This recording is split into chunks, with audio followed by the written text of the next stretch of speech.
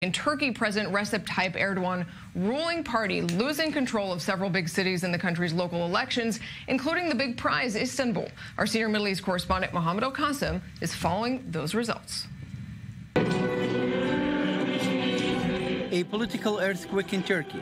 President Recep Tayyip Erdogan's governing AK party has suffered a stunning defeat in local elections in what many say was a referendum on Mr. Erdogan's leadership. This is the first time in 25 years that President Erdogan's ruling party has lost control of the Turkish capital, Ankara. A humbled Erdogan addressed his supporters late last night, admitting his party didn't perform well. Starting tomorrow morning, we will begin our work to identify our shortcomings and make up for them. In Istanbul, Turkey's largest city and economic hub, the race for mayor was a dead heat, with the AKP candidate claiming victory. According to the results, we won the elections in Istanbul. But the opposition candidate is refusing to concede. I said it loud and clear. I know we won.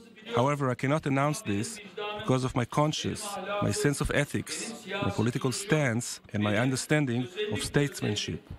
Erdogan and his Justice and Development Party have won every vote since the party first came to power in 2002. But this time, it appears that President Erdogan's loyal base have deserted him, in large because of a major economic crisis. The country has been hit with a recession, and inflation hovers around 20%, and the currency plunging in value. For years, Mr. Erdogan seemed unbeatable, and his party confidently ruled over Turkey. But this time around, change may be coming. Mohammed Al-Qasim, I-24 News. Well, let's go to Turkey now and speak to journalist Laura Wells in the city of Bodrum. And Laura, President Erdogan made clear that his party is actually going to challenge the results of these elections. He cites irregularities. Given the political power he wields in Turkey, is it possible that he is going to overturn these results one way or the other? Very possible. That's something that all the center-left main opposition party, CHP supporters are very worried about. It's something that, of course, AK Party supporters are hoping for, and there has precedence. Actually, YSK, which is the electoral board in the municipal election of 2014 in Ankara, there was a separation almost identically of about 30,000 votes between the AK Party candidate and the CHP candidate, which is the one who just won in Ankara. And there were many irregularities that I even had seen from my own eyes. For instance, neighborhoods which were very largely liberal and CHP supporting, in which not one of the people registered at that polling station had voted for the CHP candidate. Things like this, other issues as well. And the electoral board said that they would not investigate, there would be no recount, and that was that. And actually, Erdogan, under the new constitution of 2017, has much more power than he did before. And certainly, it really does seem that nothing can be done or not done in Turkey without his say-so. So ultimately, he will likely give the word one way or the other how this is going to happen. If he stays out of it, that'll be interesting also, because there's a lot of fear, even amongst those in bureaucracy, that they might make a wrong turn and upset him, even people within his own party.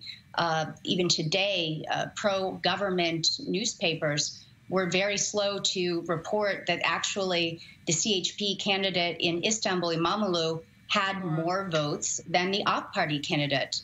And it's an ongoing issue. Really, what happens most likely will be Erdogan's will.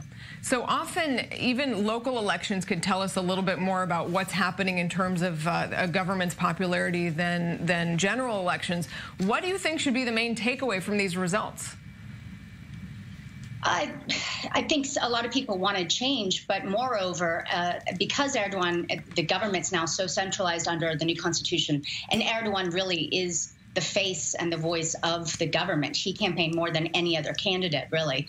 102 rallies in 50 provinces in 40 days. He was on live in all of these on most of the networks, because he generally has pro-government media, about 95% in the country. So that's really how it is. And it remains to be seen